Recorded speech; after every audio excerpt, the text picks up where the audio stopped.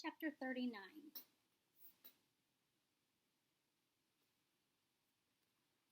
Never-ending Mountain was enormous, so large that it made Fruitless Mountain seem like a loose pebble. Minley could not see the tip or the bottom of it, as it seemed to grow out of a gorge so deep that the base must have been at the foundation of the earth. Minley felt as if she were on the edge of the world as she stared across the great gulf separating them from the never-ending mountain. It stood before them like a piece of raw green stone, towering forever into the sky and disappearing into the silver mist. "There it is," Dafu said, "Never-ending Mountain." "I bet the old man of the moon lives up there," Afu said. "The top of this mountain must reach the moon." "How do we get up there?" Minley asked. She was starting to feel dizzy from staring upward so long. The dragon looked chagrined. "If I could fly," he said, "I'd be able to get us up there to see the old man of the moon." "If you could fly," Afu laughed, "we would not need to see him." "But," Minley said, "it looks like flying is the only way to see the old man of the moon." "There's probably another way," Afu said. "Yes, Dafu, you probably just have to let the old man of the moon know you'd like to come up." "How do we do that?" Dragon asked. "Send a message?"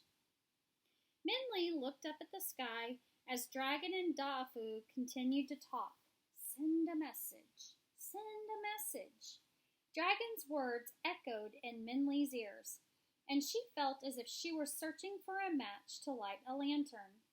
The wind gusted at her as if trying to tell her something. She watched Afu's braid fly in the air. As she pulled it down, the cut piece of her sleeve flapped like a tail of a kite. "I know," Minley said excitedly. "We'll do it like your ancestors did." She quickly kneeled on the ground and reached into her traveling bag for the 2 borrowed lines. Dragon and the children looked at her anxiously as she waved the sheet of paper and the string before them. "We can fly a kite up to the old man of the moon," Minley exclaimed. "I'll make a kite of the 2 borrowed lines. That's bound to get his attention." Da'afu and the dragon grinned, and together they made the borrowed lines into a kite.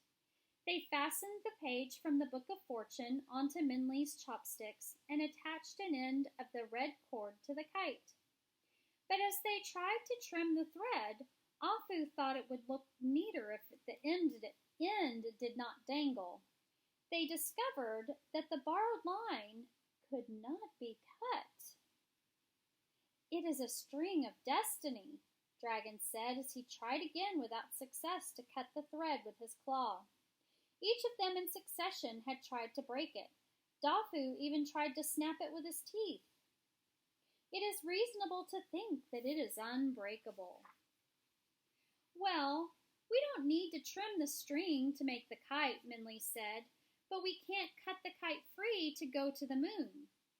"Just fly it until the string runs out," Dafu said. "Then let go." Minley nodded. It made sense.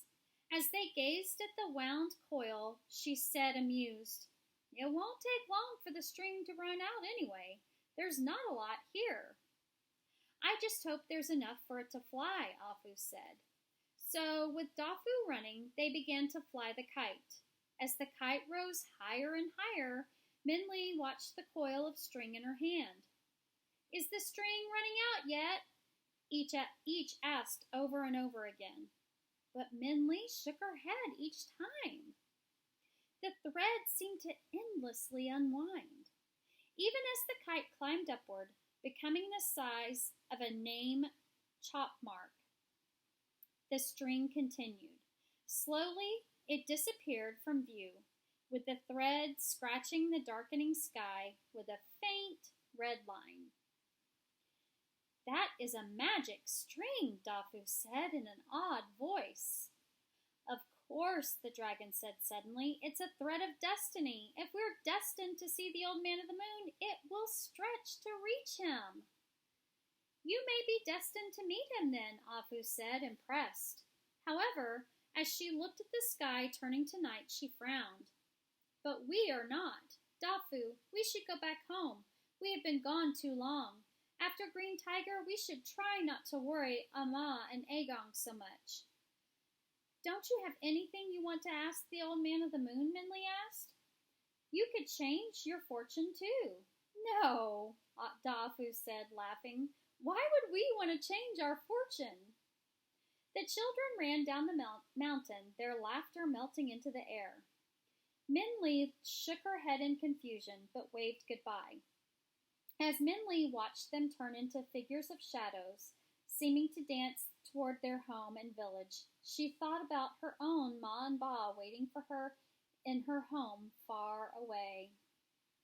As the sky deepened like brewing tea, Minli and the dragon stood in silence at the red line reaching to the heavens.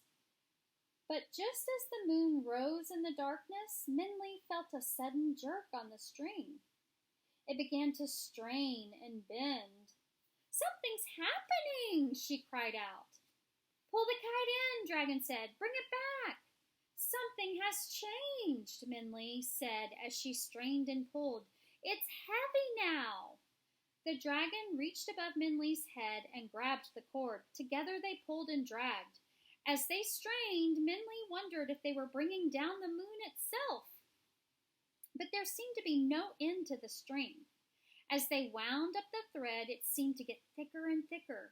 And when the string became the width of Minli's little finger, a strange clattering, like a wooden wind chime, filled the air. Something has happened to the string, the dragon gasped between heaves. And something strange had happened.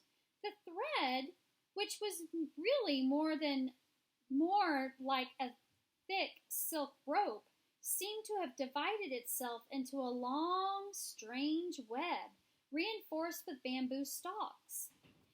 As the endless U-shape came toward them, Minli gasped. The string, Minli panted.